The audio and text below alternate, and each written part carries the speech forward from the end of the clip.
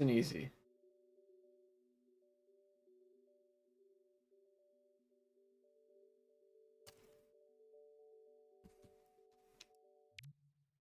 I think I'm gonna probably be a little bit calmer today than I was last time. Took a nice walk yesterday, and I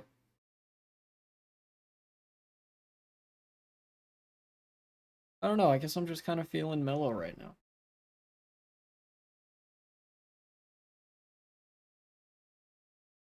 Oh, that's right. The update came out. That and ZPL said it was a big update.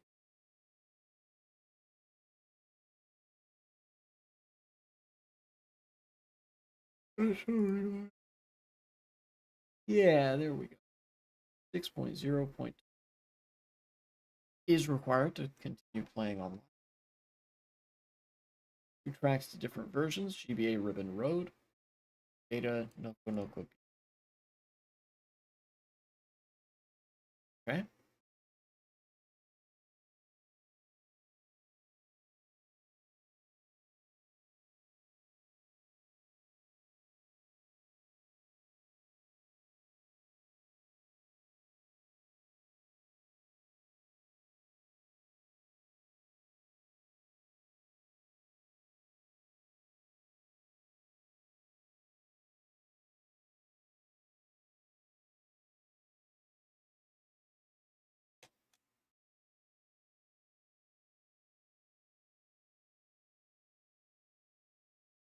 Did say it was gonna. I guess I can mention some stuff that's been happening recently. I suppose some of it's nice, some of it's not as nice, but that's life. Yeah, what's up, 1v3? Guys, my mic is really quiet. Yeah, I'm. That's probably gonna be the case for most of stream. It's I don't know why my mic does this. Properties. Yeah, that. Two. What should I put it to, like 3? There we go. Now it's at 3. I should be a little bit louder. I don't want to have to speak like especially loud. Let me. How's that? All right. I want to be able to speak in a relatively even tone and like not be too loud and still be audible in the microphone, you know? 'Cause I know I have a habit of speaking kind of loud on stream, but I'm feeling really mellow today, so I don't want to necessarily do that.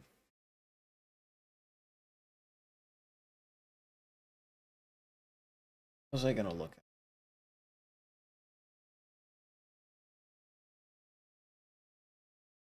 Went on a really long walk yesterday with my dad. That was nice. I'm like 4 miles, which would be what,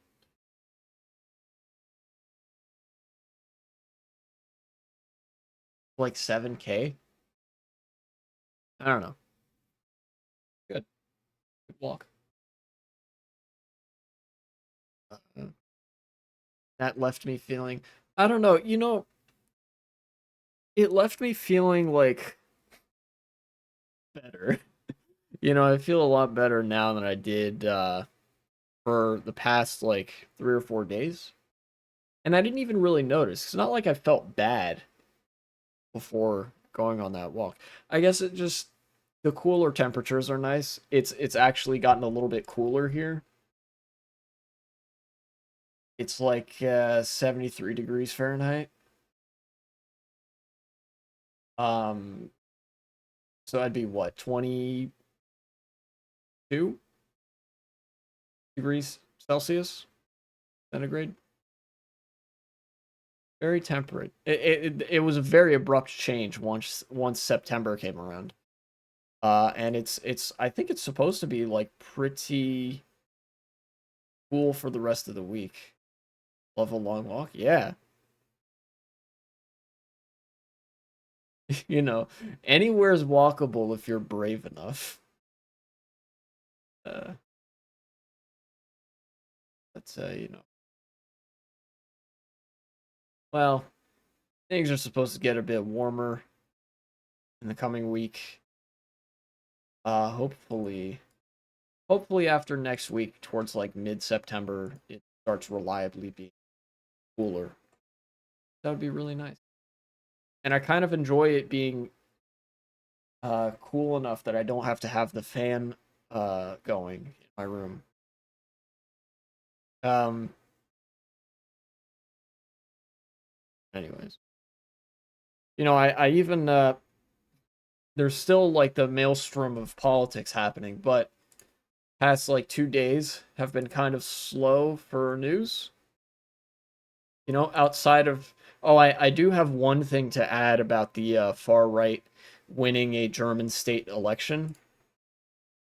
Let me turn this down a little bit. Let me share with you a headline that I saw. Very, very funny headline. If I go to Twitter and go to my I liked some posts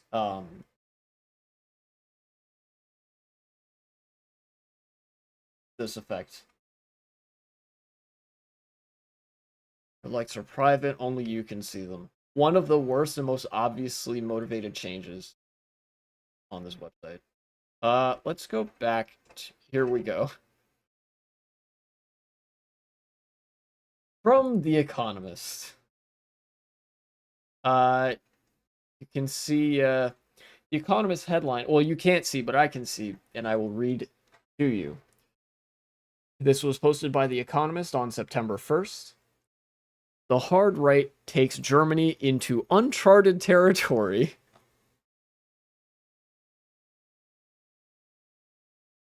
Uncharted, you say?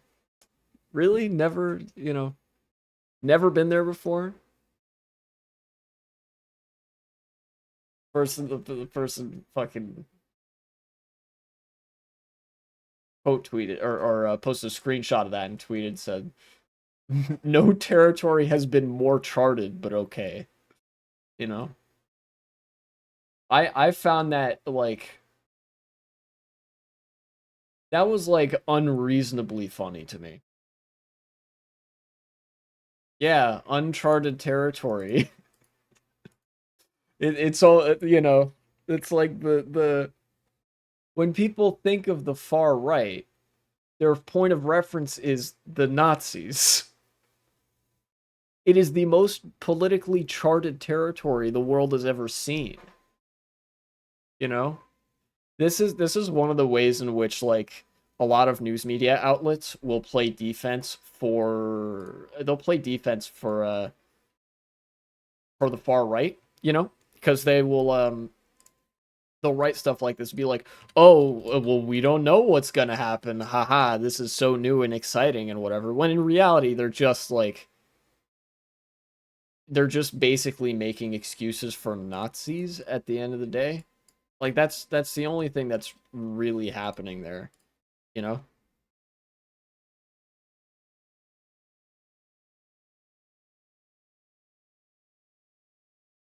Like wow, they literally did the meme of like that's crazy. You're just telling me about this now for the first time. But like they did that with the Nazis. Like never heard of these Nazi guys before. That must be a new thing. We've never seen this before.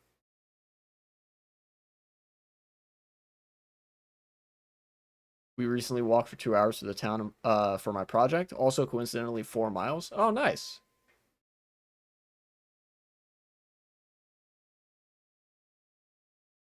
Very cool. But yeah, that wasn't like in the context of me having to add something to that news segment. You know, I think I said all what I wanted to say about how the German far right works, how they get their victories, and all that sort of stuff. It was just very funny. Like immediately after I did that segment, I went and looked on Twitter to see if there was anybody posting about it, and uh, everybody's like, "Oh shit, the far right one, Nazi shit," and then the news outlets are like, This is uncharted territory, guys. We've never seen this before. The far right winning in Germany. That's crazy, unheard of. It's like, well, that's where you're wrong, Bucko. Like I said, I think front loading those articles with that, front loading those articles with the framing that oh, this has never happened before. We've never seen this before. Lends credence to the identity of the AFD as like a new maverick political party that's going to shake things up. You know, that's kind of how they play defense for the Nazis. Or in this case, offense. Mostly made some pictures and studied some weird, suspicious shed. That's cool. I mean, the fact that you just kind of studied that, now you have it as reference. Not the fact that there's a suspicious shed. The fact that there is a suspicious shed is, in fact, suspicious. It's been here as long as we live here, but no idea what its purpose is. It could just be somebody's tool shed. Or also, it's, you know, sometimes you just have abandoned buildings. You know? It could just be like a wooden box that nobody really wants to go through the effort to dig up and all that. So they just kind of let it sit there.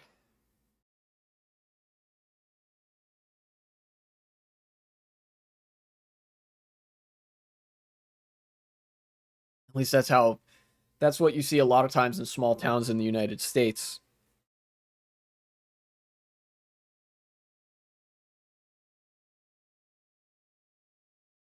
Anyways. Yeah, I don't know. There's not a whole lot for as much as like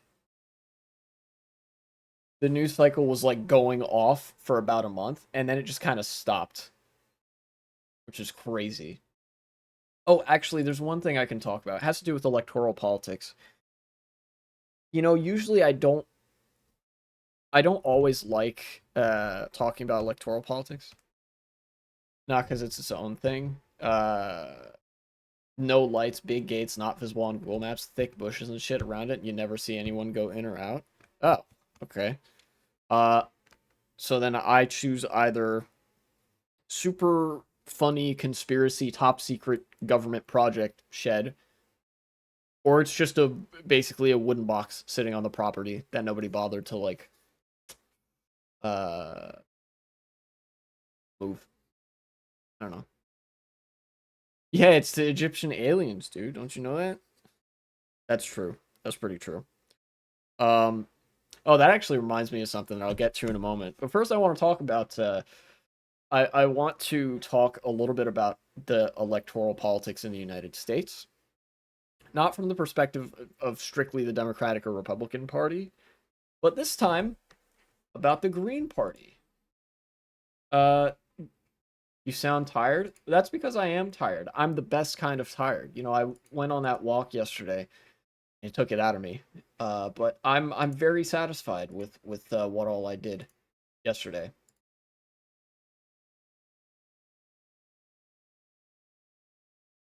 Also, since it's cooler, the air is a lot thinner, so I'm probably take deep breaths more often. So, here we go. There was a post that I liked here that I think is relevant for this. Let me take the tab. I might want to talk about it. In America, the two big parties are the Democrats and the Republicans. Everybody pretty much knows that part. People might also be familiar with the fact that since it's a two-party system, a first past the post system, you can't have relevant parties outside of that. Um, because it would just lead to one party or the other out of the two winning anyways.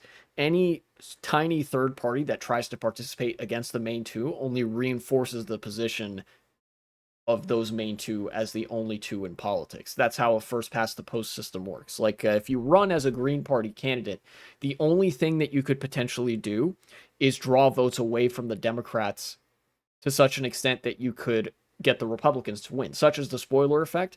The Green Party does that to the Democrats, and the Libertarians and RFK do that to the Republicans. You know, sometimes that happens. Uh, the only way to really fix that is with a comprehensive set of electoral reforms that would turn the United States into a system of proportional representation, or like one of the coalition governments that you see over in Europe. But there is a way for third parties to realize some components of their platform in the United States. And that is through existing inside of the umbrella of one of the two bigger parties. Um, because it's a first past the post system, both parties are theoretically big tent parties. So, in effect, they are a coalition of multiple parties unto themselves. You just kind of sign up for the coalition from the get go, if that makes sense. Um, but yeah, the Green Party runs a candidate in the presidential race, and Jill Stein this time especially. Maybe I just wasn't paying attention as much in 2016. Uh, but Jill Stein is especially now is a pretty transparent grifter who will sort of virtue signal to certain left leaning positions, but doesn't actually believe in anything. How do I know this? How do I make this determination? Well, first off, the aforementioned two-party system and the fact that the only thing that she can do is drag the Democrats down at the federal level in these elections. And then also, as AOC pointed out on Instagram, the Green Party in the United States doesn't field candidates at the state or local level. The only thing that the Green Party does in America is every 4 years they run somebody for president, and that's it. It's just like a gimmick at best, and more realistically, it's a grift. Either way, as as AOC says, and I of course agree with many other people as well. Agreed by liking the post and whatever. Either way, the Green Party is not a serious political party, and in effect they're very predatory. Um, and she asked rhetorically, "What does this person do to grow power?" And that's an excellent question because realistically, what the Green Party would be doing if they were serious, if the Green Party was serious about growing power in the U.S. electoral system, what they would do is they would field candidates at the local level, at the state level, regional level, and then also at the federal level, uh, but mostly state and local level, because at the local level, the campaigns are small enough, voting bases are small enough. Sometimes a third party candidate wins.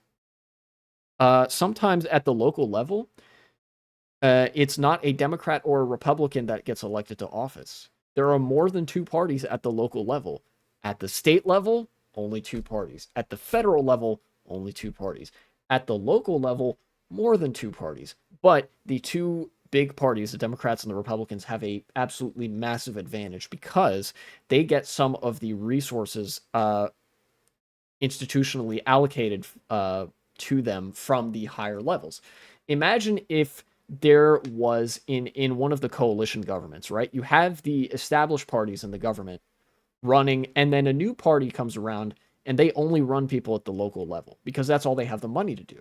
They have to compete with that money. But if they're good enough, if the candidates run a good enough campaign, they can win, you know? Because ultimately the Democrats and Republicans don't pay super duper close attention to a lot of local races. Uh, sometimes they kind of phone it in.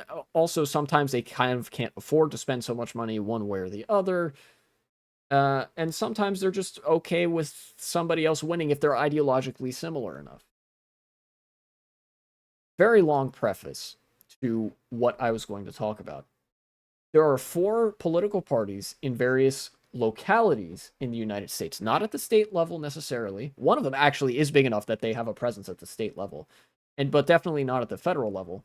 There are four social democratic or socialist parties that are actually very active in the Democratic under the Democratic coalition.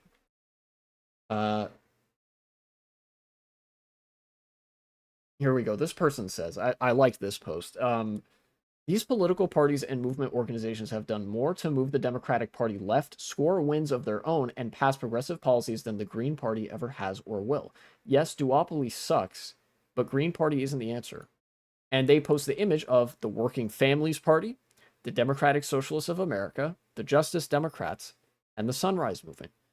The Justice Democrats have people in Congress. The Democratic Socialists of America, they've got some local seats. They've got some influence at the local level. Working Families Party basically is entrenched as a new like force to be reckoned with in the city of Philadelphia, and they're expanding their sort of influence and their ideological mission throughout the U.S. Northeast. And the Sunrise Movement, I think I don't remember too much about them, but I think they're active like I want to say in the South. That could be wrong, but either way, these are these are all parties, political parties that can't function as political parties on their own. They basically have to be sub parties within the Democratic Party, but they are not beholden to that same leadership structure. In fact, that's part of their party identity that they are further to the left than the Democrats. They run candidates at the local level, at the state level, with a much more compelling policy repertoire than the average Democratic candidate. And that forces the Democrats to now contend with the left. Previously, the only thing that the Democrats felt the need to do was cede ground to the right. Now, there are actually some smaller leftist parties that are forcing the Democrats to play our game. And that's great. In fact, let me look up Sunrise Movement USA. Actually, Sunrise elected officials. Where do they have people elected? About Sunrise. Our wins. Let's see our wins from the Sunrise Movement. The Sunrise Movement organized that big sit-in in 2018 in Nancy Pelosi's office. They were one of the big forces behind the Inflation Reduction Act, the only fucking bill that passed during the Biden administration. I'm not kidding, by the way. There's only like a handful of bills. There were probably fewer bills that passed, fewer significant bills that passed during the Biden admin than I could count on two hands.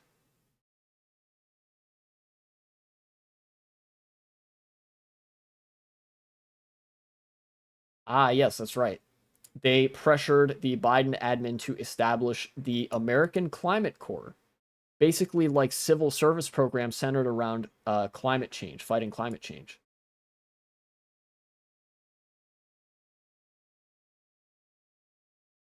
Sunrise has helped elect hundreds of Green New Deal champions at all levels of government, gotten thousands of politicians to sign the no fossil fuel money pledge, and mobilized our generation to make climate a top issue in our elections. Now, if you guys are looking for a real Green Party, it's the Sunrise Movement. The Green New Deal, you guys might have heard the term before. You could probably find it with enough looking, but it's basically this big policy manifesto drafted, I believe, by uh, I want to say AOC and other progressives or something like that. It was drafted by a bunch of progressive politicians who wanted to get substantive pro-worker and climate-oriented change um, pushed through, not as a like single law in itself, but rather the Green New Deal's like a policy wish list where you go refer to the bullet points and like, okay, we're going to focus on this one. We're going to focus on this one. Like I said, policy manifesto with a very social democratic, or yeah, social democratic green politics sort of lens. Also, this is taking forever to update.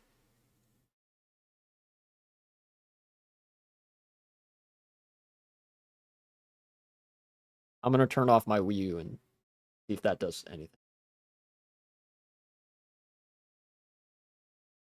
I think my Wii U just froze. That's unfortunate. Yep, okay. I don't know how long my Wii U's been frozen, but it is frozen, so. Sorry, you've lost power cord privileges.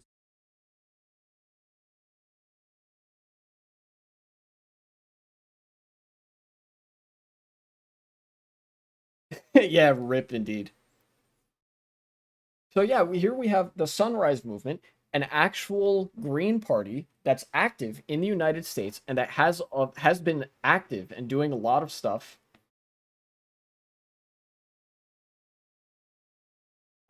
And that's just one of them. We have the Justice Democrats, who, like I said, they've gotten all the way up to the level of electing people to the U.S. Congress. There are Democrats in Congress that are Justice Democrats. They work with that group.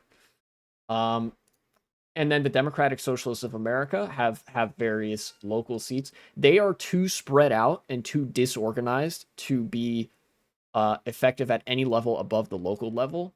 But there are chapters of it. There are some chapters of it that have been doing good work at the local level.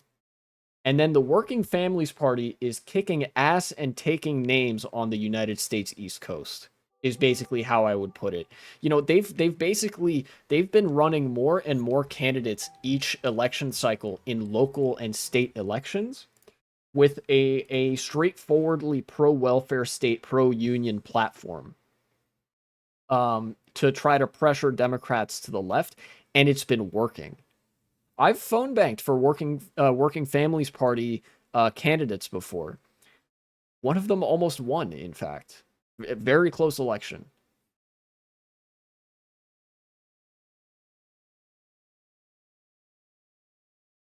Let's see if this works.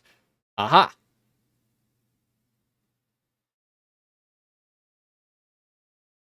Nice. No, it's gonna take for fucking ever. Oh well. Look, if you came here for Mario Kart, you might not be getting it for a little while. But I do have some stuff to talk about, so that's fun.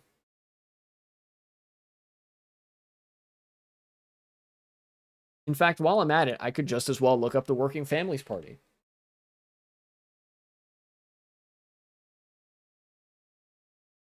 See if there's any.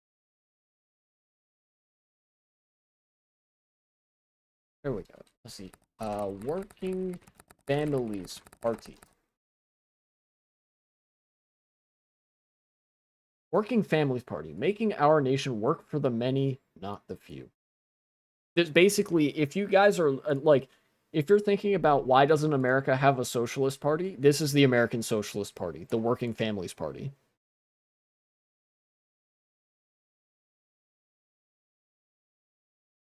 Well, we're building a multiracial party of working people to transform our country.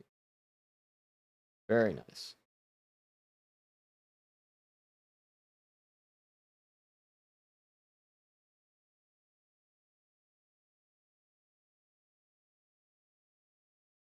What's some of the latest from? Hmm. Came here for fun and as a distraction for my project and frustrations that come with it. Well, then I'm glad I can maybe provide some of that. That's good. Our candidates. Oh yeah, wow. Hold on. How many? That's a lot. Holy shit. Yeah. Okay. Hold on. Jesus Christ, they're running candidates everywhere. Okay, so the American Socialist Party is running state level candidates, um, and some local level candidates in the states of Arizona, California, Colorado, Connecticut, Delaware, DC, Georgia, Illinois, Kansas, Massachusetts, Michigan, Minnesota, Missouri, New Jersey, New Mexico, New York, North Carolina, Ohio, Oregon, Pennsylvania, Rhode Island, South Carolina, Texas, Washington State, West Virginia, and Wisconsin.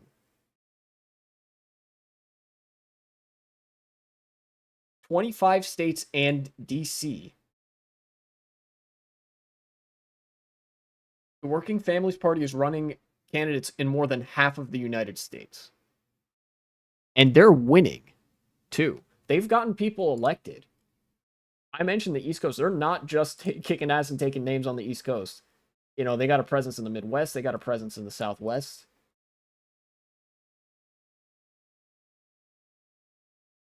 Running a lot of city council people. Jeez, man. So if you're looking, look, anybody out there who wants to be like God's strongest warrior for socialism, I know I get some people in the chat that are like that. People who are looking to make a difference, dude, make some calls for the Working Families Party. That's some good shit. To appeal to the Leninists in my audience, they are basically the vanguard. Thank you. But you know, just that's all. That's just to first of all to tickle my fancy for like looking at various different political parties, because as much as I'm not like an electoralist, so to say, it is fascinating to me the range of ideological representation that you can get in politics, depending on where you look. And it illustrates to me that, you know, the Green Party, like AOC said, is not serious, because here we have four examples of parties that are way more serious about making progressive changes and left of center changes to society than the Green Party, you know? And they've made more positive changes than the Green Party could ever hope to make without ever fielding a single presidential candidate. They've endorsed presidential candidates, but have never fielded one. Because they're going after the city council races.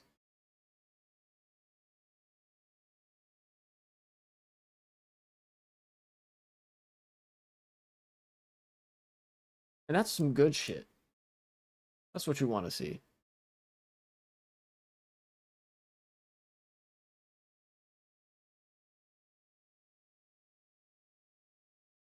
Anywho, such as party politics. Now I actually want to talk about the Egyptian alien stuff. Uh, it might seem like what I'm about to say is kind of a buzzkill, but I have no problem with joking about the whole Egyptian aliens shit. It's just some stuff that I learned about it in college, being part of the like the archaeology course that I was taking. Um, apparently the like that, well, not apparently.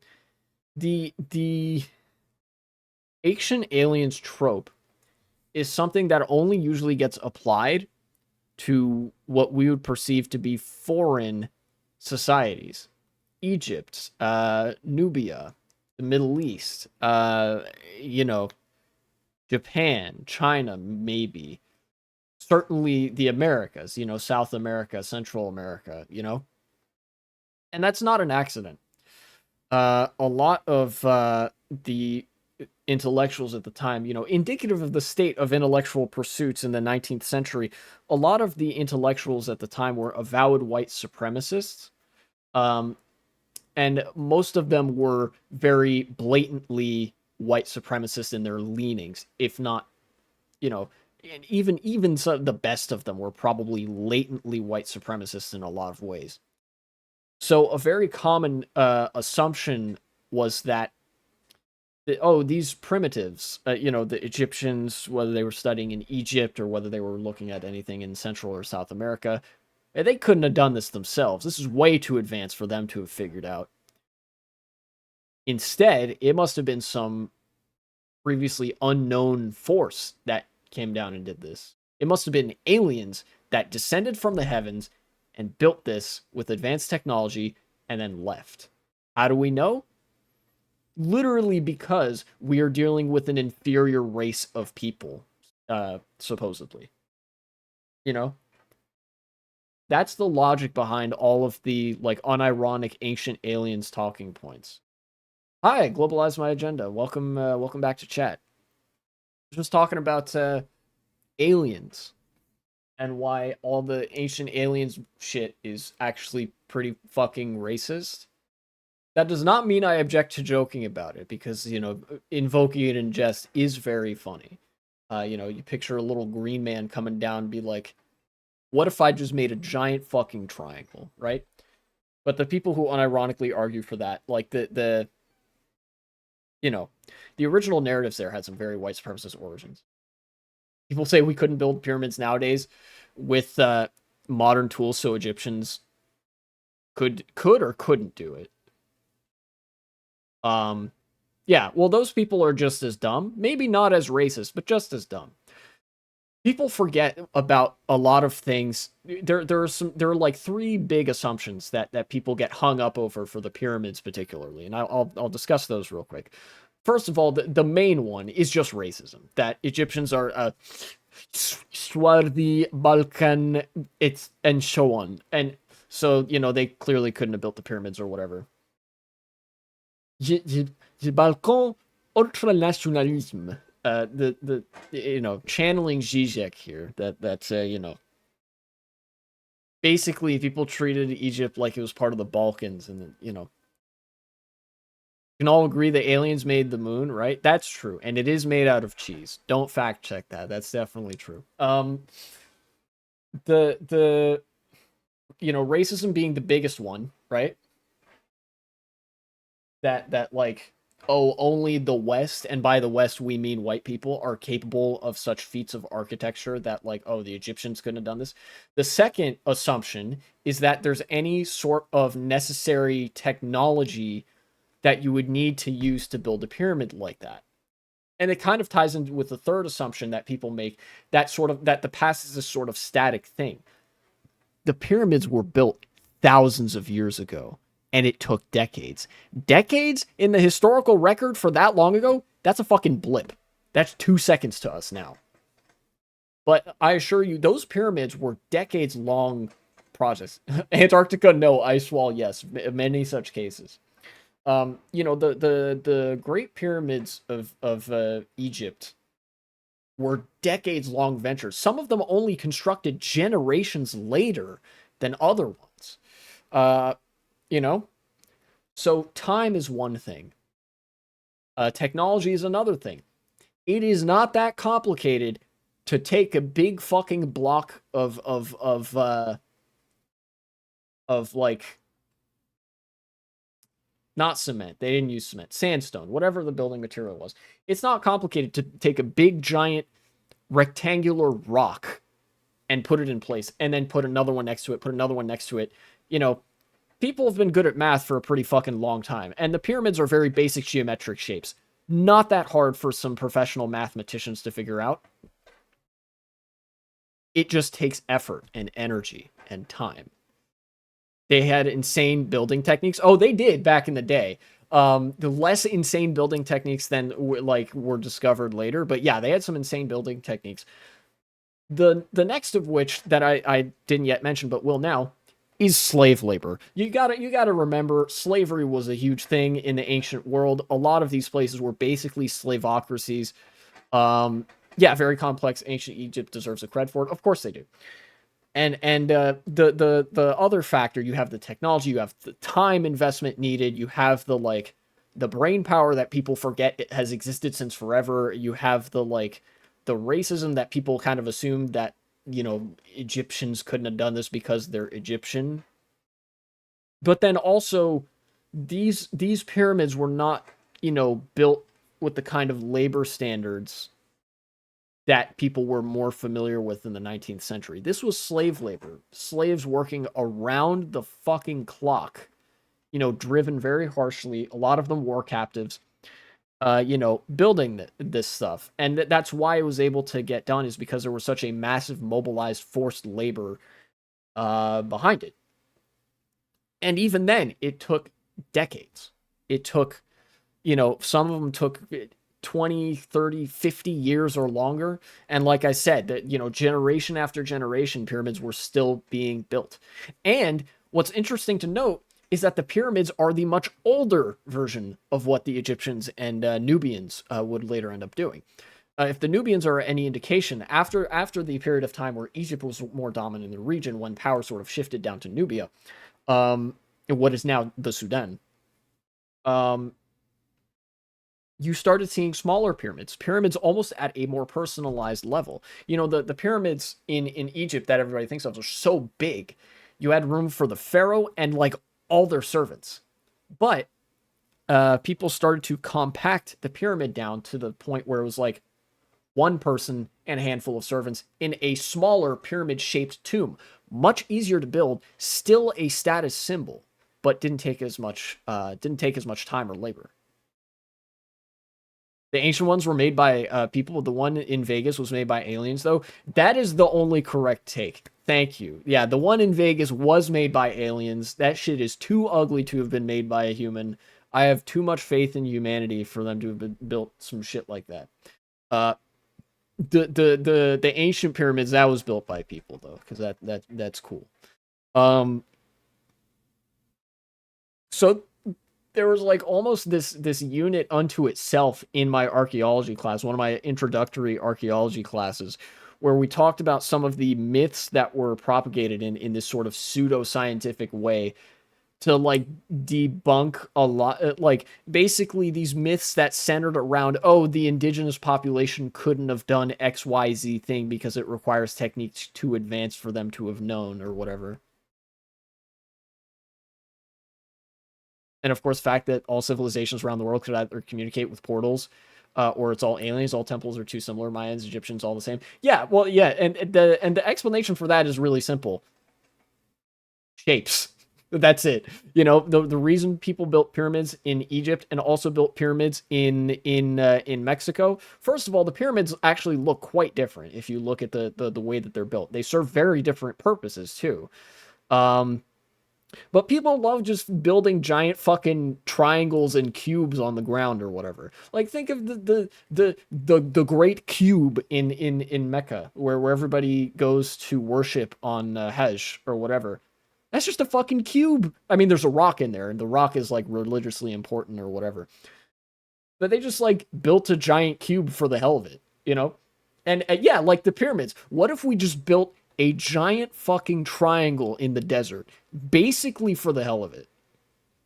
Yeah, the most secure shape. That's true. There is a engineering reason behind the way the pyramids are shaped as well.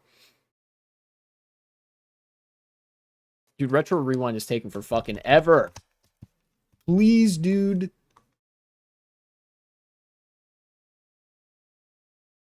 But yeah, I'm down to keep talking about pyramids as long as 100% is still on the screen like that. Yeah, a lot of people, and I think it's like people are very quick to attribute very simple things to like irrational supernatural explanations out of I don't even know why. Probably just some like need to justify their own spiritual like immaterialistic beliefs or whatever. If you do alien conspiracy Trump voting impression, it'll start up. That's true. Yeah, if you go to the pyramid in Las Vegas and you do the Trump impression, you say the magic words. I don't know what the magic words are. You're gonna have to do the Trump impression and find out what the words are. The door will open. You get to go inside and it will lift off. It'll blast off and take you to space. Pyramid spaceship. And you will go rendezvous with the alien mothership. How many aliens from Mars voted in the last election? At least five. That's my best guess. At least five, and all of them voted for Biden.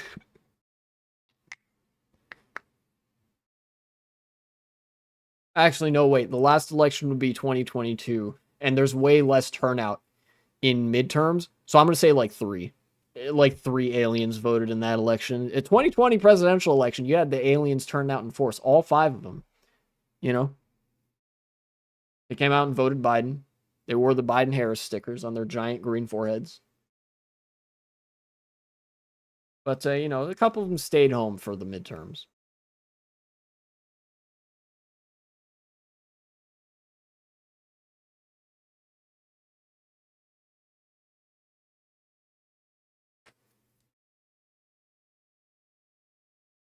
I've been sitting. This has been like this for the past 45 minutes. By the way, this is not loading. ZPL was not kidding when he said this was a big update. Holy shit! Make sure you have enough space. I'm sure I do. This is a 16 gigabyte SD card, and there's like 6 gigabytes of free space.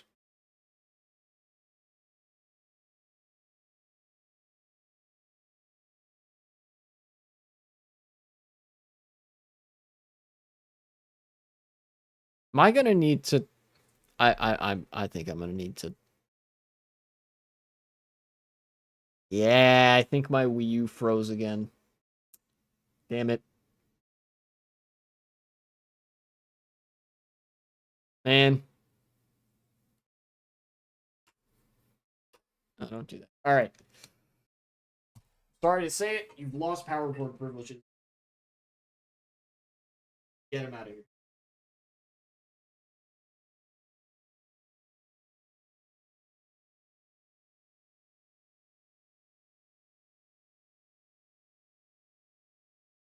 I don't think I'm willing to risk that happening another time, like a third time in a row. So I'm going to get. I swear it was here. Like the adapter that can convert a SD card to a USB. Minecraft insert cute begging puppy eyes. I know you want it, but it's not coming yet. I still gotta. I'll tell you in a second.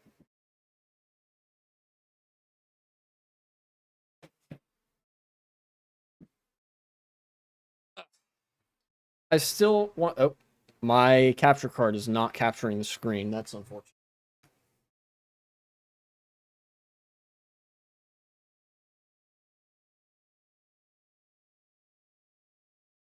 There we go. Okay. Yeah, I still have to finish up the segments on the back burner. There are a couple of videos that I'm working on. In fact, I can briefly mention what they are.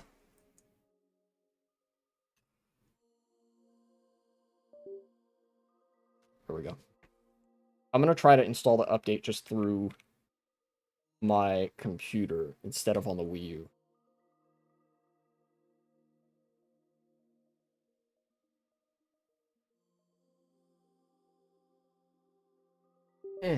Okay. Nice. All right, where is the update? There it is. So I still have the I have three, actually two videos on the back burner that I want to get through before I go to stream Minecraft. Or actually, not even before that. Before like, here, let's download that. I can only do one thing at a time. Download anyway. So I have to get through those two video segments, right? There's the big DNC reaction, which is currently uploading. I'll have to finish up the final like couple things after stream, and then you'll see that up. It's only going to be day 3. There's an explanation as to why in the beginning of the video itself, and then I have to get through my like afterthoughts of the DNC, like the video where I talked about, or the stream where I talked about like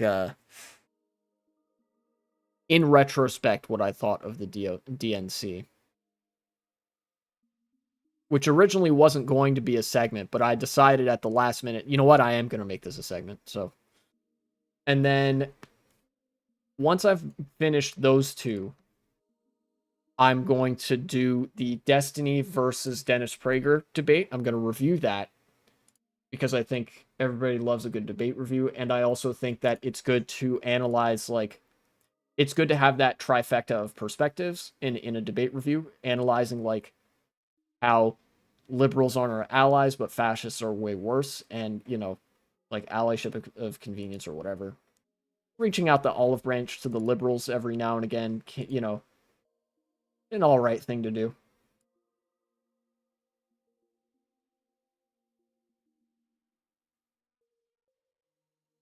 And then once I've done that, once I've done the debate review stream, that's when I can start streaming Minecraft again. I feel like that's kind of a benchmark. Oh boy. That is a lot. Okay, it's going, it's going. 625 files with the same names. Uh,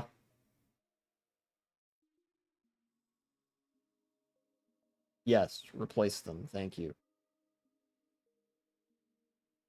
You distract them from the road that I made completely wrong. Road which is around 1 mile long. Have you used the /fill command?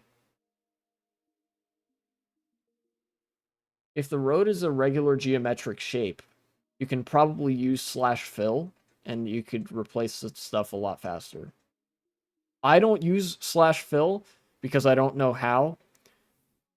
Um,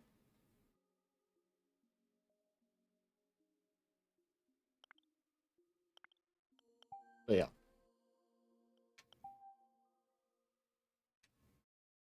we're getting there. About 4 megabytes per second. It's about 900 megabytes remain.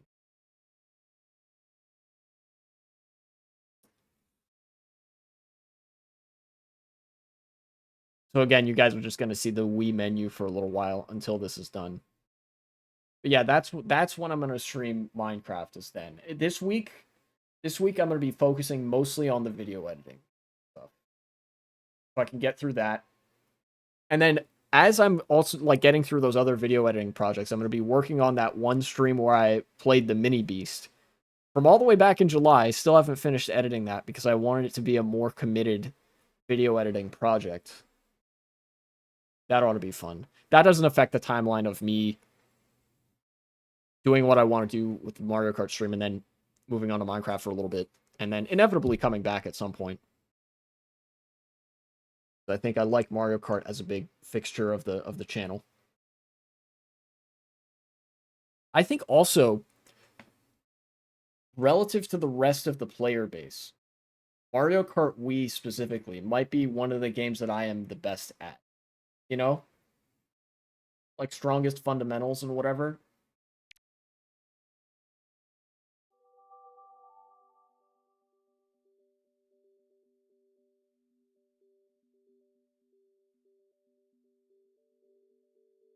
I wish, but that won't help in any way. Fill the whole road, which is zigzag, and realize the houses I base the road on are in the wrong place, making the road be wrong for the third time. Oh, that sucks. Sorry to hear that.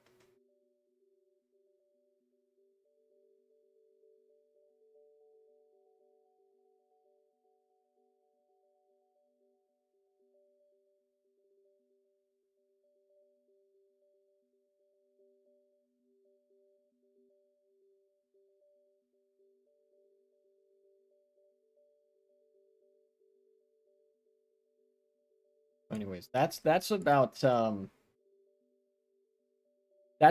like timeline of events for the stream. This is going to be kind of like an interlude stream. There's plenty of stuff that I talked about, and I'm sure people who find me interesting will find this stream interesting, but there's not going to be that much in the way of gameplay just because of how long this updating process has taken. Um, it just kind of comes with the territory of having an SD card. SD cards are kind of limited in terms of speed. But there are still a couple things that I wanted to hammer in on. That are political in nature. First of all, want to talk about I think there was a 1 day period a little while ago, or just recently, the past couple days or whatever. There was like a 24-hour period in which 6 Israeli hostages were killed and 47 Palestinians were killed, right? Not altogether something that you wouldn't be able to expect out of uh, the news feed from Gaza. You know, Israel constantly bombing, shooting, tearing up roads, whatever's left of them, and all that sort of stuff indiscriminately. Uh, but what was notable, what was something that still probably predictable, but got plenty of people, myself included, up in arms nonetheless, was that the American news outlets only talked about the 6 Israeli hostages. Um, and I mean that in the sense that it was almost as if the 47 Palestinians didn't exist. Like, oh, the past 24 hours were tragic, specifically because 6 hostages died. Never mind the fact that almost 8 times as many Palestinians were killed in that same period. And that's just confirmed deaths, again, because the infrastructure is so shit that more people probably died and we didn't know it.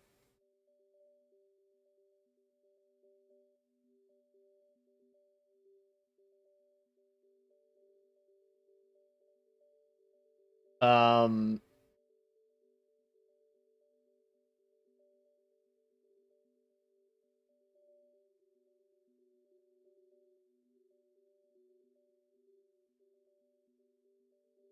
so that was like it was a typical example of bad news coverage. Is that all done? All right, cool. Mostly updated now.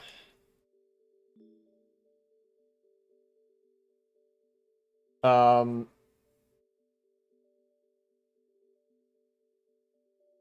and that led to the point where, unbelievably, Israeli news is covering this, or has been covering things in a comparably better way than the United States.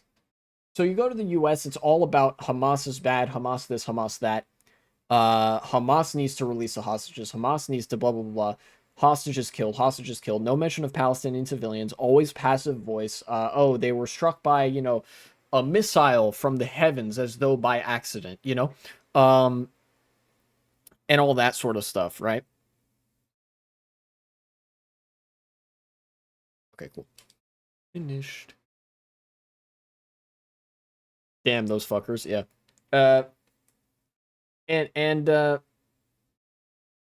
but meanwhile, you have this article is even from like a couple months, a few months ago, from the Times of Israel of all places. The headline reads, "No doubt," in quotes, "Netanyahu preventing hostage deal charges ex-spokesman of Families Forum." Haim Rubenstein claims Israel rejected an early Hamas offer to free all civilians if the IDF didn't enter Gaza. Lays out alleged political meddling that led him to quit last month.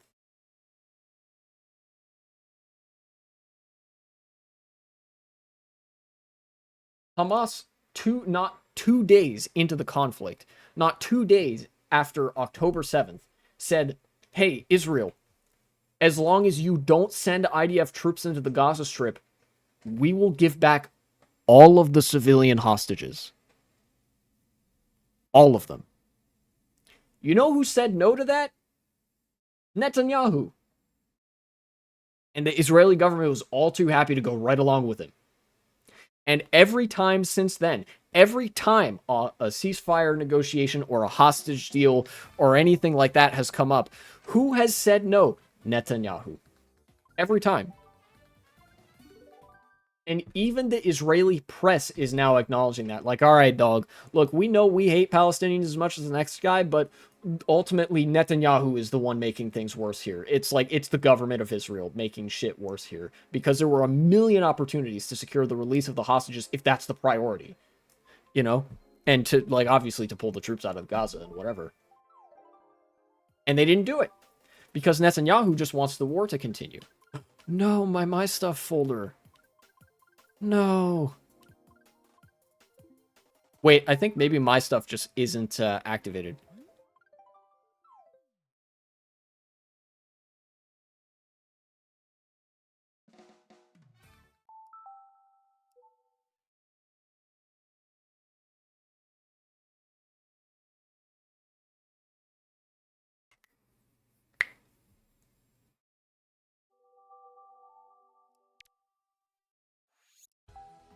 Try this again.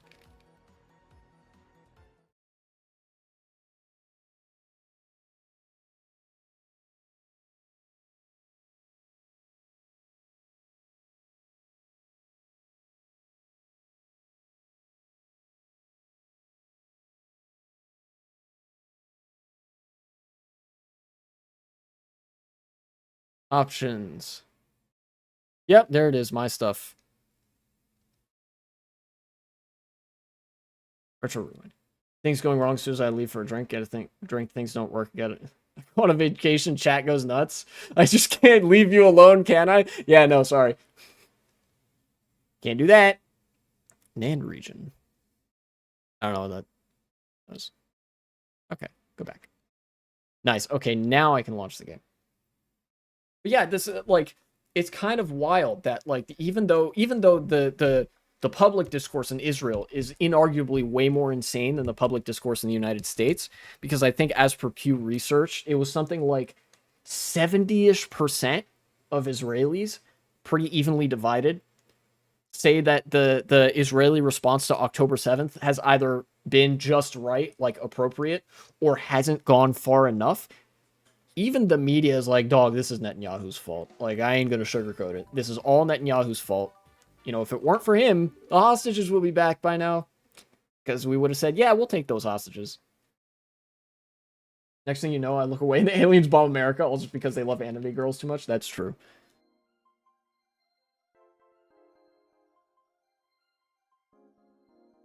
Wouldn't that be funny? What a turn of events. America gets bombed for fucking once. Anyways. Um and this this news story, the series, okay, there we go. We are so back. Look at that shit. Let's go.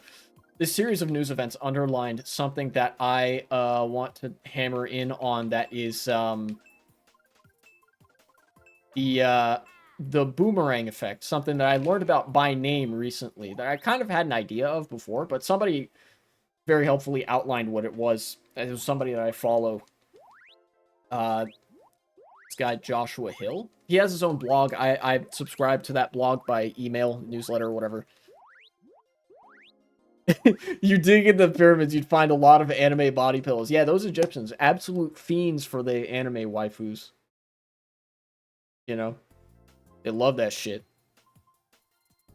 But you get, like, this thing, the Boomerang Effect, where, like a boomerang, you know, you throw it out and it comes back. A lot of countries that are like colonial powers, or that are supposed like constituent parts of the West, that are in a position to do this, basically, will test out oppressive methods of statecraft on colonized populations first. So like in Britain's case, they would have tested this out in the late 1800s and late 19th century on like the people of, I don't fucking know, Egypt or India or something like that. Only to later use those same like very authoritarian crackdown tactics on citizens at home when they get too rowdy, you know? America has a version of this too, only with the United States. It's like, instead of colonized populations, it's like the racial underclass at home, because, you know, there's not that many of the colonized people left in America. Like, that project regrettably was kind of a success in a historical sense. You know, and it's for a lot of the fascist movements in the 20th centuries, that's where they got their inspiration from. Step one, colonial empires oppress ethnic minorities and test out very eliminationist narratives, eugenicist narratives and whatnot overseas, you know, in foreign territory.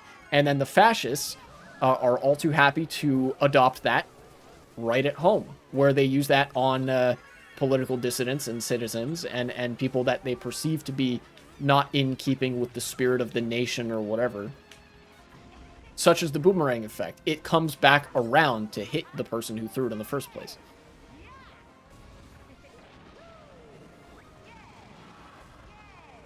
And I think this is relevant in the case of Israel, because we're seeing a lot of people in Israel grow more and more discontent with the state of affairs, either economically or politically or, you know, whatever else, right?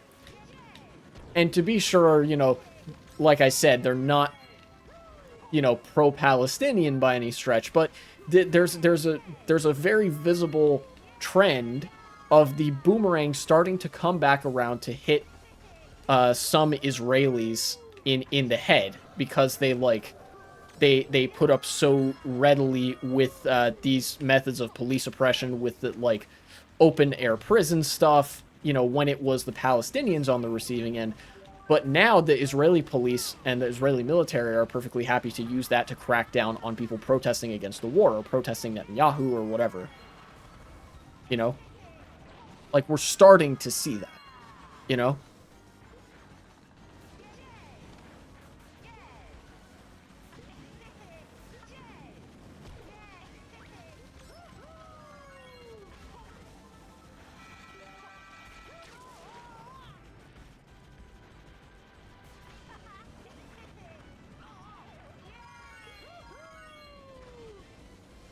Very nice race.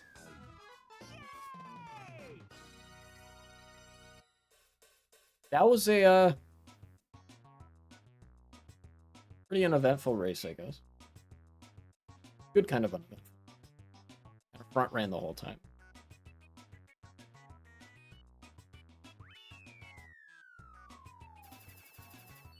You can get out front really easy on certain tracks, or you can stay in front really easily on certain tracks.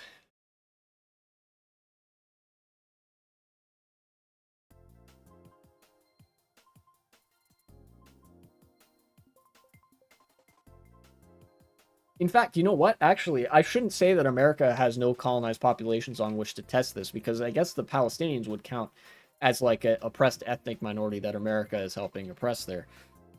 It's well known that the Israeli military helps train American police officers.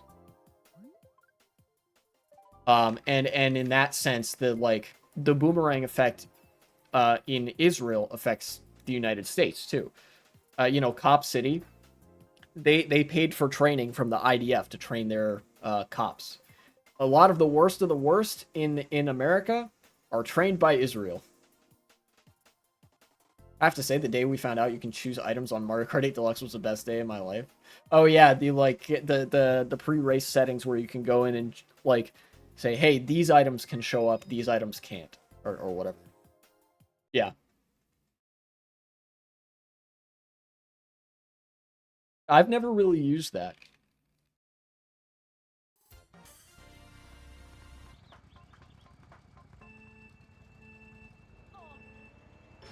I remember in Mario Kart DS there was actually an item stat. Like depending on which vehicle you chose, you would get better or worse items. Kind of crazy. And what's interesting though is that a lot of the vehicles that had a low item stats had really good stats otherwise. So there was like you could pick the vehicles with the low item stats because they have really good stats elsewhere, like around the board, or you could pick the vehicles that don't have as good stats across the board, but have a better item stat.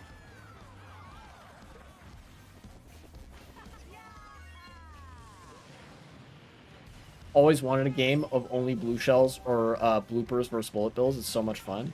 Ah,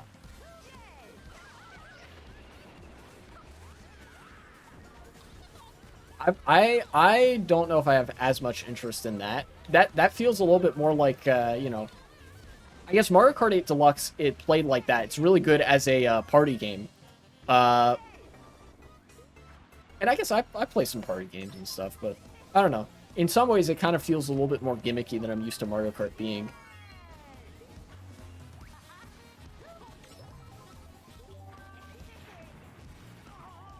I drove right into that. I thought I was Mr. Cool Guy and could go tighter than that banana, but I was not. We broke each other and ourselves. True.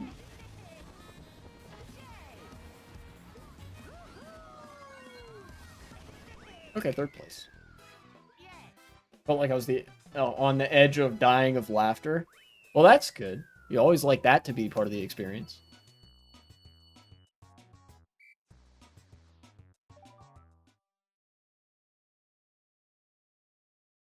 Anywho.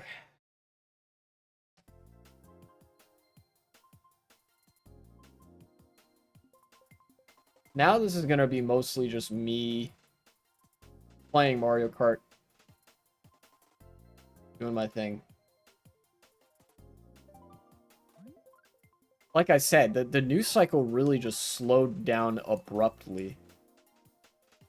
Um, you know, at least To me, it really seems that way for you know, people in the United States.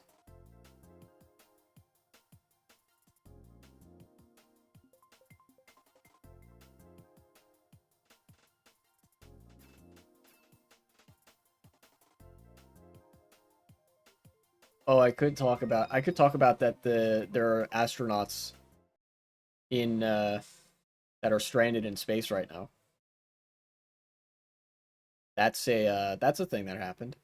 It's not as desperate as it sounds because you know, NASA is not a private enterprise. They're the fucking government agency of all government agencies. They plan for shit like nobody has ever planned for shit in their whole lives, you know.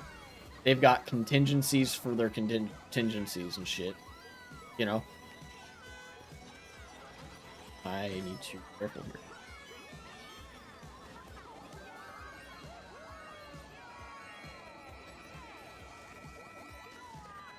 Mhm.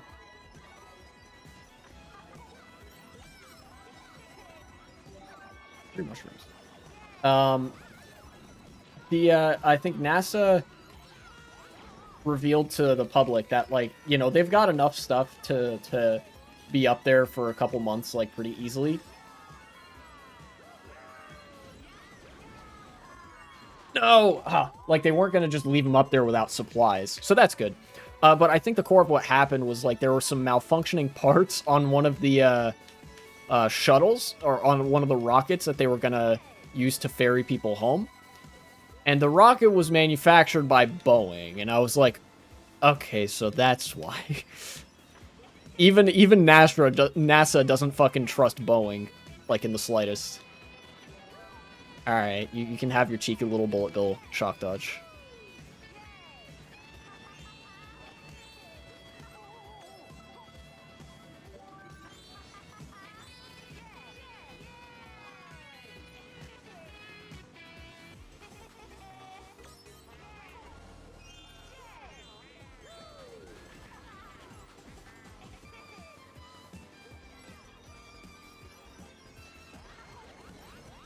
Yeah, go ahead. Top subject, the news was about German companies throwing PFAS into the Rhine River and new government screwing up once again. Average day in European politics. Farmers probably told them to do it, or something.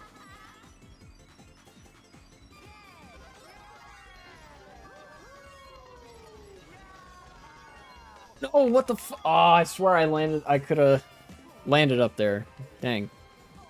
I missed the boost. Alright, get me up there. Come on.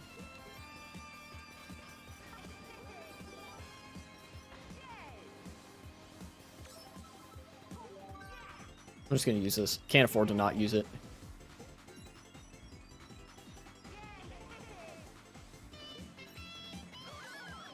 Yes, he got me into the boxes. That's perfect.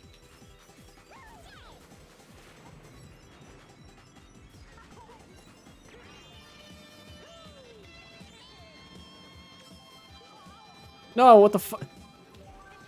Okay.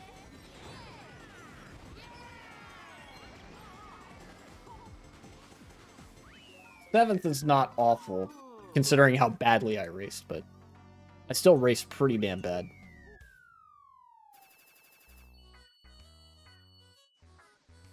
Yeah, I think the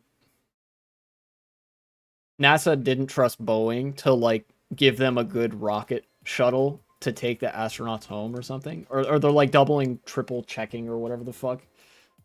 Uh, Something like that.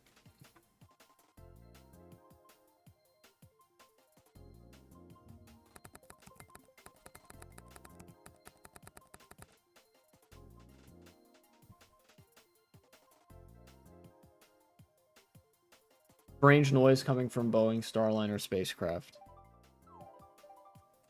Yeah, that ain't good usually. Oh wait, they're probably referring to the, like, speaker.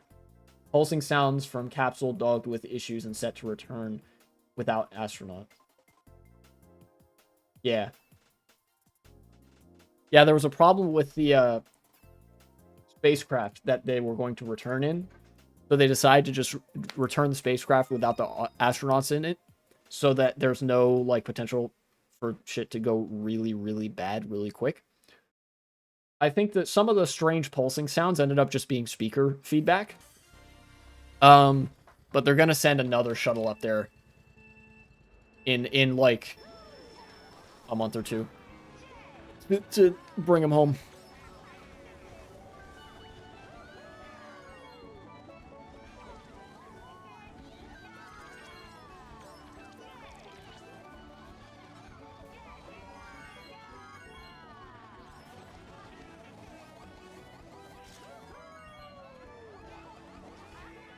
Got him.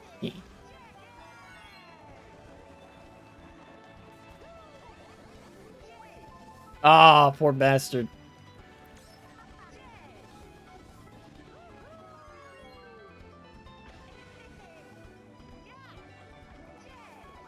No. Worst outcome. Oh my god, I fucked that section up so badly. Still in first, though. Okay, okay, we're alright, we're alright. That worked out. Not really, though. Because I got ready. Gonna hit me again. Yep. In 7th, going into lap 3. 9th? Okay. Gonna say whatever happens, I need a box, but I'm not gonna get it, so.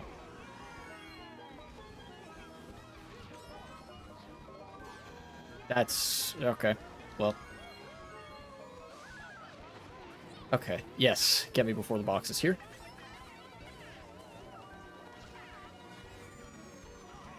No! Come on.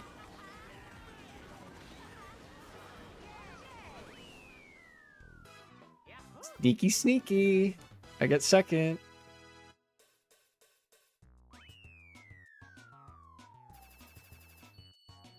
God, you know what? I think I could have had it all that race if I didn't fuck up the one item chain at the beginning of lap 2 there.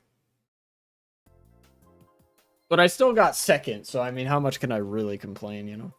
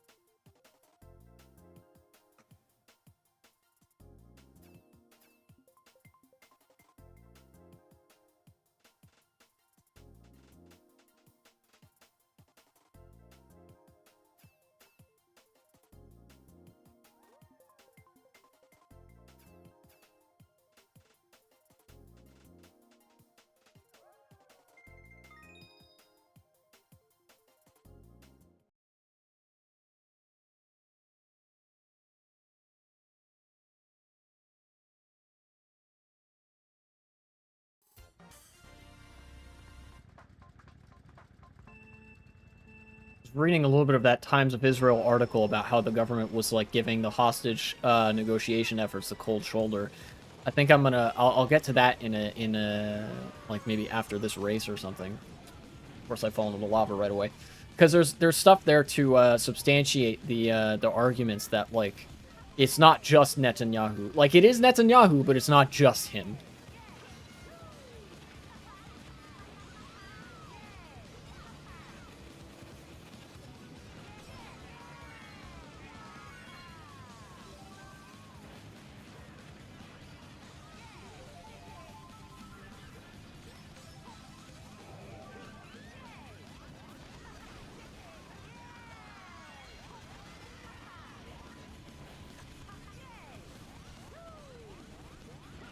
Run through this section. Okay, that works.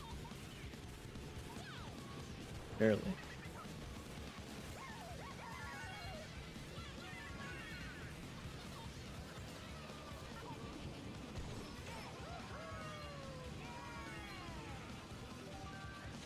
All right.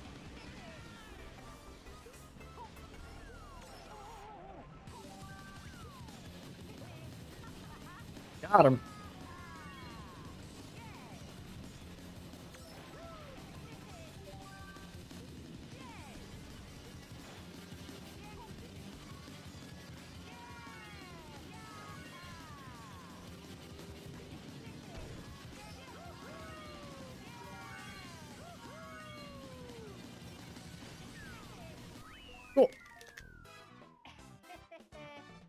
place. Let me go check out this article. There's some interesting bits here because they interviewed a guy who was they interviewed this guy Rubenstein. Rubenstein. I don't know. Who was trying to get the Israeli government to focus on returning hostages instead of, just blowing up the Gaza Strip over and over again.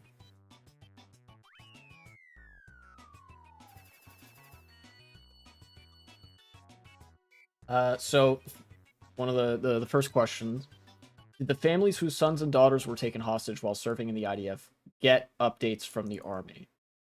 In the first few days, these families didn't know who to turn to. The IDF was unprepared, and some families didn't get information from a government-authorized party for 2 weeks. We started to independently collect information about each hostage and set up a website. Okay. You work with Gal Hirsch or the PM's office. Gal Hirsch only began functioning after 2 or 3 weeks. I guess this was a dedicated office to the hostage recovery, supposedly, or whatever. Until then, there was no one to talk to. For 2 or 3 weeks, there was no one to talk to. I don't know what his contribution was. As far as I can tell, he just held the microphone in meetings with the families.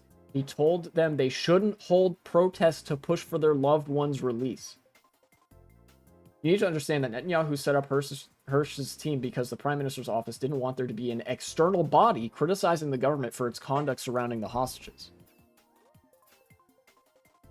Who did you meet with to advance the hostages?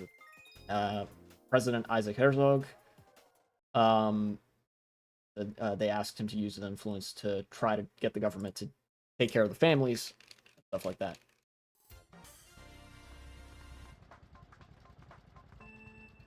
Ah, the new Noko Noko Beach.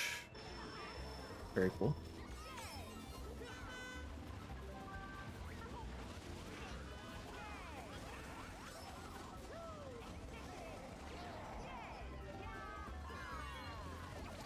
Best item in the game.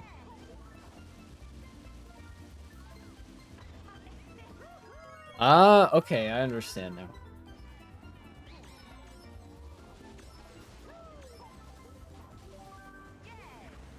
Okay, so this is like legit off-road. Let's see. No, I can't drive on that. I couldn't see below the water line. I guess that's a good indication not to do that shit. But it looks like everybody else is pretty confused on this track as well as I am, so not a huge deal.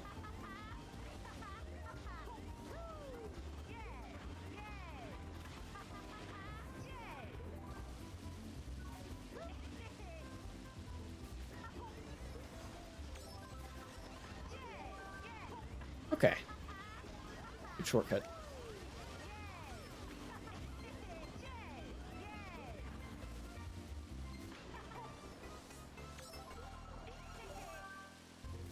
I know what I want to save this mushroom for.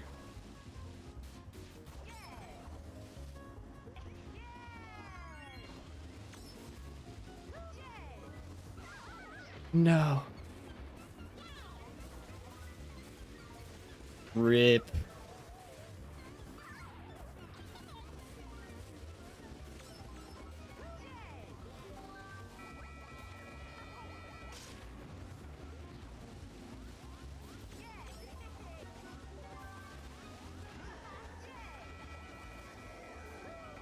Yes, first place. Sick. Here we go. When did the Prime Minister meet the hostages' families for the first time? On October 15th. Until then, there had been no meeting with him or anyone on his behalf. Did you feel like the government was ignoring you? Absolutely. No representative of the government or the IDF had updated the families of the hostages that the IDF was beginning its ground offensive in the Gaza Strip.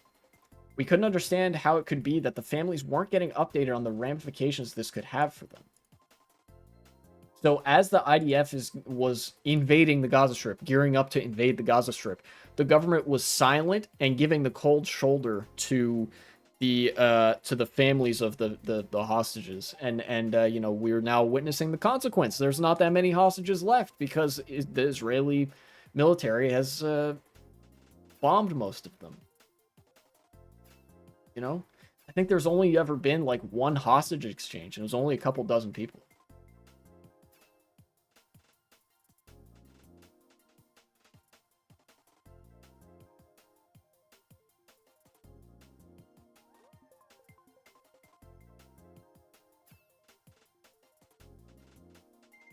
How did you deal with this? On October 26th, I called the families to come to Hostages Square in Tel Aviv. At the assembly, we announced the prime minister and the defense minister must meet the families, but there was no response to that from Netanyahu's or Gallant's offices. So we said if we didn't get an immediate response, the families would camp outside the IDF headquarters in Tel Aviv. After that, Gallant promised to, in a statement, to meet with the families the next day. We told him we weren't willing to wait. That evening, Netanyahu's office announced that he would meet the family's representatives.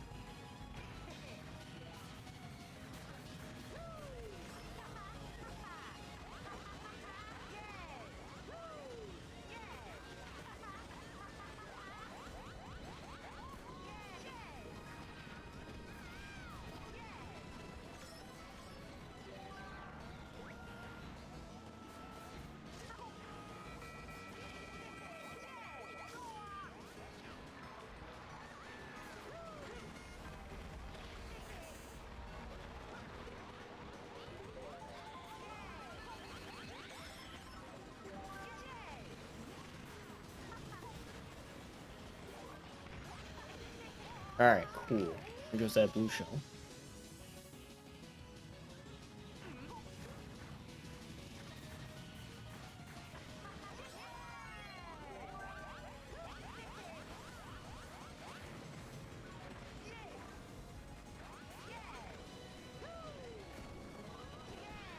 Oh, okay.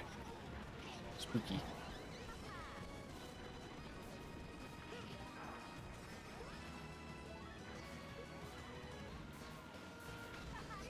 I'm actually catching up to first and second a little bit here, which is kind of crazy.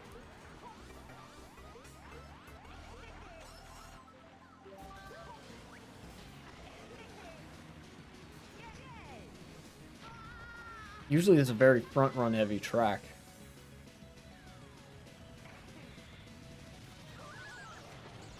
Let's see.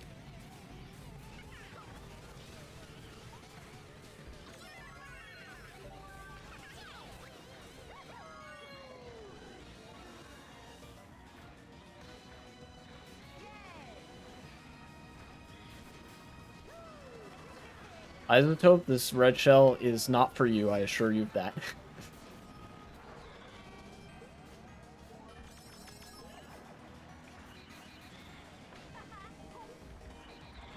Okay, now it is. Alright, third place. There we go. What was the atmosphere like in the meeting? This isn't going to be a segment, just reading through. This is already, like, people have already been talking about this, so I can't really add much to it. We left the meeting very disappointed because Netanyahu talked about dismantling Hamas as the goal of the war. He didn't promise anything regarding the demand to return the hostages. He merely said a military operation in Gaza was needed to serve as leverage for the hostages' release. We later found out that Hamas had offered on October 9th or 10th to release all the civilian hostages in exchange for the IDF not entering the Strip, but the government rejected the offer.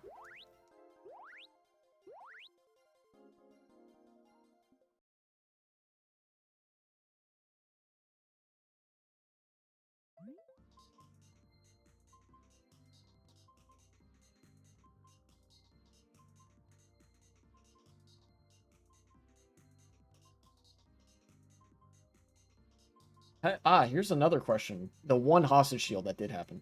How come the first hostage deal was relatively quick, 53 days into the war, but the second deal has been pushed off for over 200 days?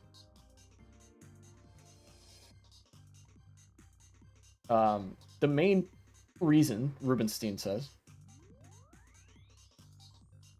is the prime minister's refusal. On the one hand, Netanyahu has told the families that the price, likely the release of countless Palestinian prisoners. The article here says terror convicts, but these people haven't been given a fucking fair trial by a jury of their peers, so their convictions mean little to nothing, isn't a factor. On the other hand, he's holding onto all sorts of security excuses to prevent a deal.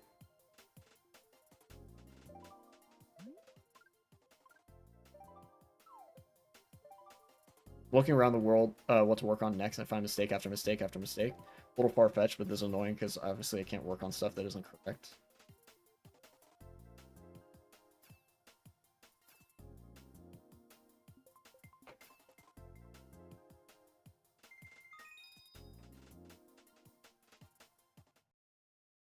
You know, I would say don't worry about the mistakes for now. This is the creative mode world, right? You know, part of what makes my creative mode world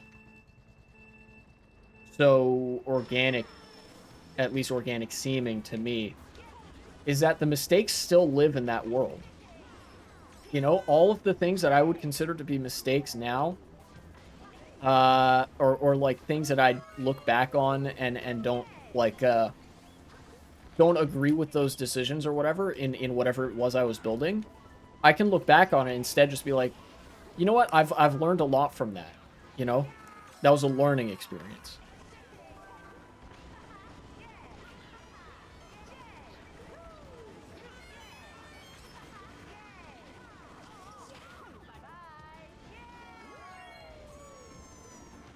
So just think of it like that, I guess. You'll be able to like actually see the progression of you building that world once it's all said and done.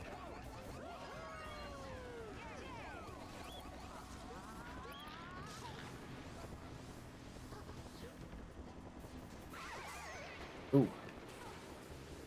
They got second place there. Okay, they got the respawn.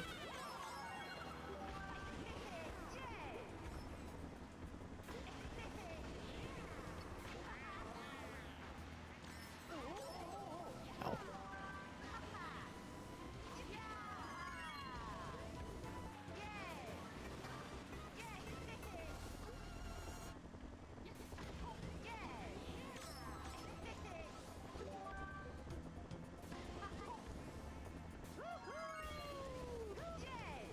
This is a good place to use that mushroom. Yeah. Wow, you get through the bats super easily.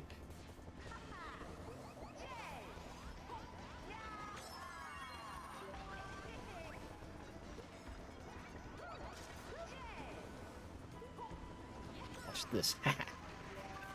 Okay.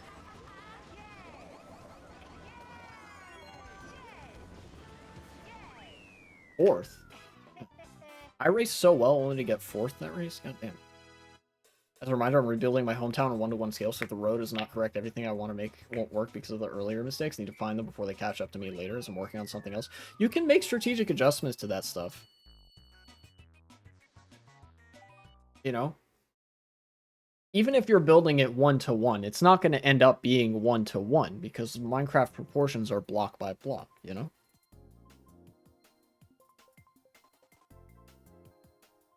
A good excuse to ask the server owner to get on because he's the only one with the world edit. Ah.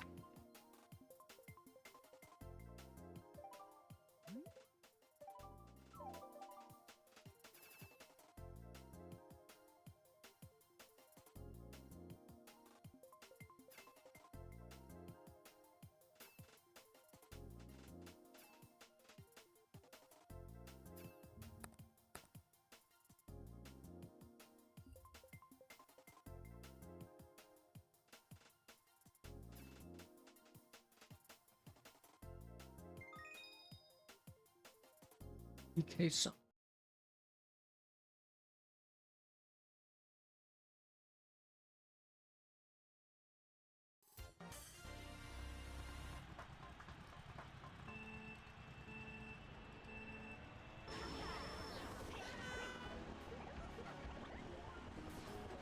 Alright. Like I'm going to be playing this one from the middle, maybe a little more towards the back.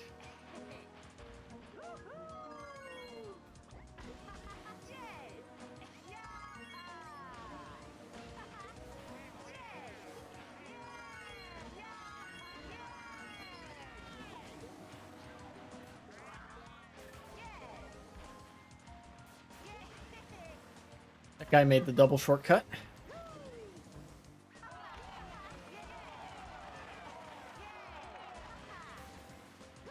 That worked out.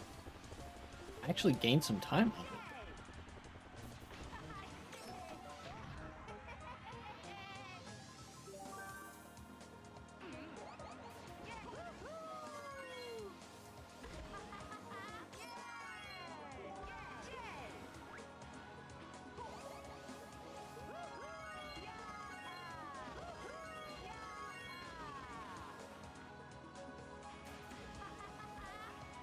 Oh, he messed it up.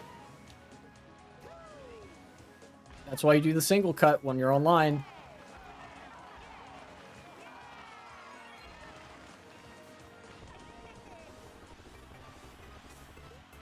Not 100% one-on-one. Buildings are going to be bigger or smaller, I get that. It's more about them being way too far from the other building.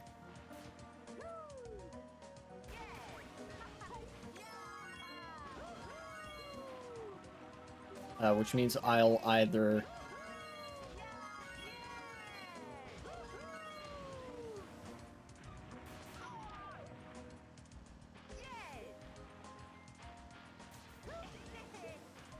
either have to make the garden way too big, or... Oh, okay, gotcha.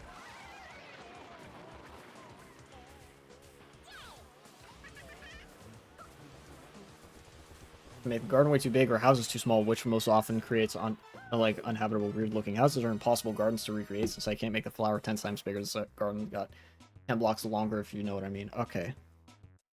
Maybe. I have a hard time picturing how the proportions get like that, but okay, I think I understand.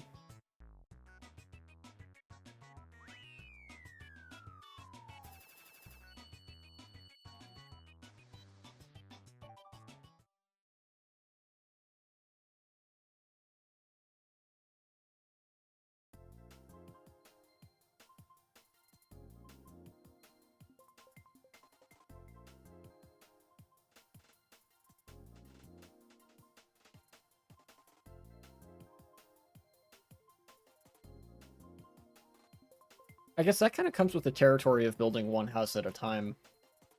You know? Like, yeah, I think if you were to do something, this would not be as fun, but it would be like, it would avoid that issue.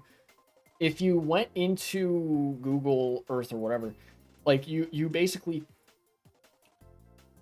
created the area for that town, and then you just went and created the individual land plots in that town. That would be a lot simpler, be a lot easier to avoid that issue. And then you would go back and do the houses and the gardens and whatever. So it's like, okay, whatever I'm building has to be within this area. But that I think takes some of the fun out of it. So that's not something I would recommend necessarily, because, you know, it keeps you from building houses until way later. Like I said, a little bit less fun, but, you know.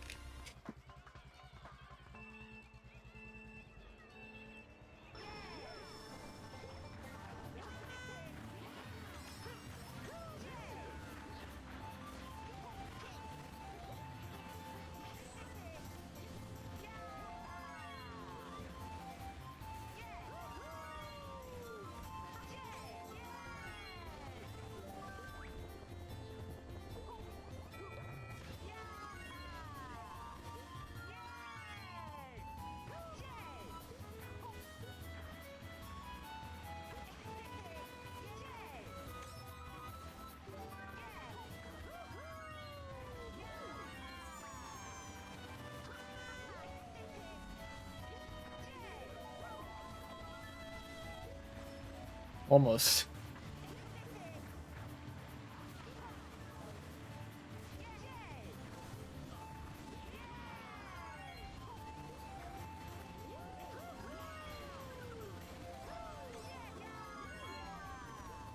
It had been fourth. No way I got bumped off like that. I was in the center of the road.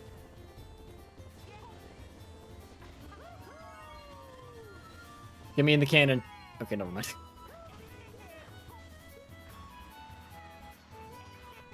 I don't even have a mushroom. I can't take the shortcut. And now I have mushrooms.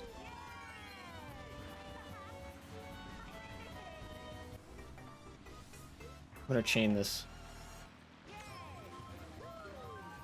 Ah.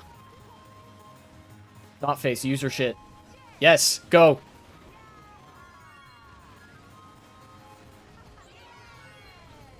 Create as much havoc and chaos as possible, dude.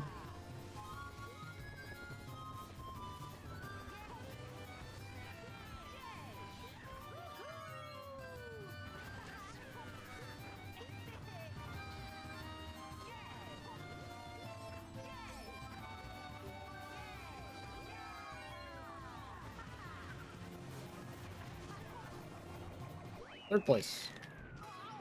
Track reboot looks really nice. This one or the GBA Boo Lake. I think this one looks okay. I think they could have made it. Well, I mean, it's difficult to port Mario Kart 8 tracks, but you know. Shy Guy Falls. This one. Okay, yeah, yeah, it looks all right. I think you know, it could use some work for sure on the aesthetics and on the like sticky road. In some places it's a little bit too bumpy. You get a little bit too much air. But look, as far as Mario Kart 8 and 8 Deluxe ports go, really good. I think the best right now would probably be something like Electrodrome or Rainbow Road. Those are some of the best Mario Kart 8 ports into Mario Kart Wii that I've seen. But that one works really well. You know, I remember it used to give custom track creators a really, really hard time trying to port those in. Anyways, I know I originally wanted to do a full length stream today, but I think I also might cut this one at 1 hour 45 minutes just because it's almost 4 o'clock and I want to have some time at the end of the day and stuff. Like, I don't want to go too late with this one. Not what I had planned anyways.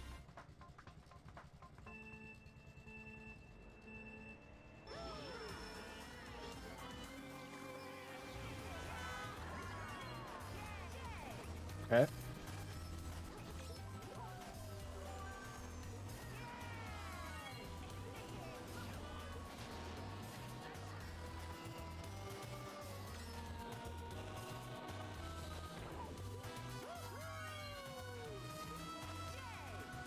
This is not the right music for this track. I think they got the music messed up a little bit. This is the music for DS Bowser's Castle.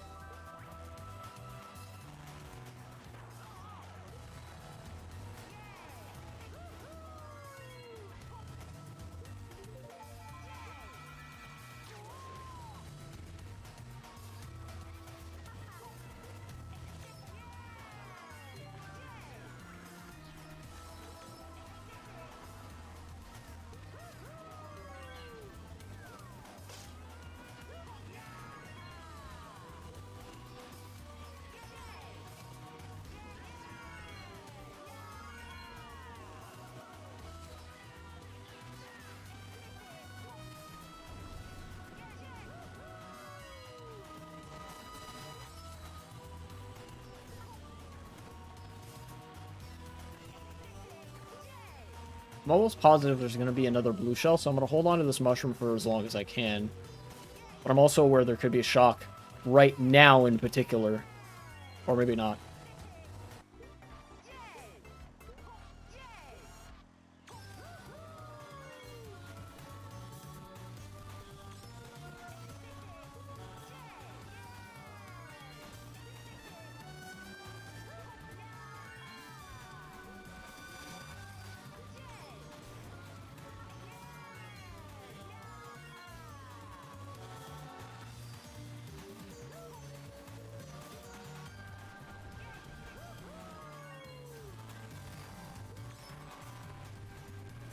I don't think a red shell can get me at this point. I think it would just be the shock and a blue, but I have a blue shell dodge, so he fell off, so. Yep, looks like I'm safe. Nice, first place. Good race to end it on. Kind of uneventful, but, you know, solid fundamentals carry me there. Funny enough, I put a house too far towards the road, so as you're cycling, you crash into the fences and bushes of that house and then fall into their carpool. Very funny. Very cool. Or fall into their pool, not the... I don't know why I read car in there or something.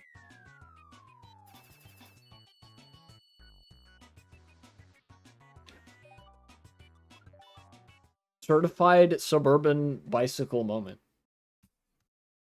Trip and fall through the bushes into somebody's backyard.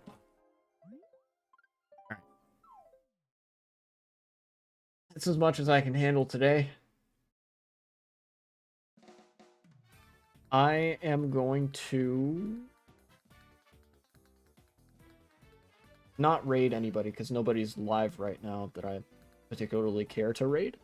So I'll see you guys next time. That being Thursday. Also going to be a little bit later because I have to I'm going to the food bank on Thursday. I'll be back. I might be streaming in the evening my time, so my apologies to the European audience, but either way. Towards no. Toads, yes, that's true. Many such cases. We all love Toad. Yeah, I'm sorry. Look, you'll be able to catch the full thing on YouTube if you really want. And besides, I think I'll have more to talk about next time. Yeah, the betrayal. Hey, it's only for one day. On Saturday, I'll be probably back at the usual time. All right, look, that's enough. I gotta get going. See you.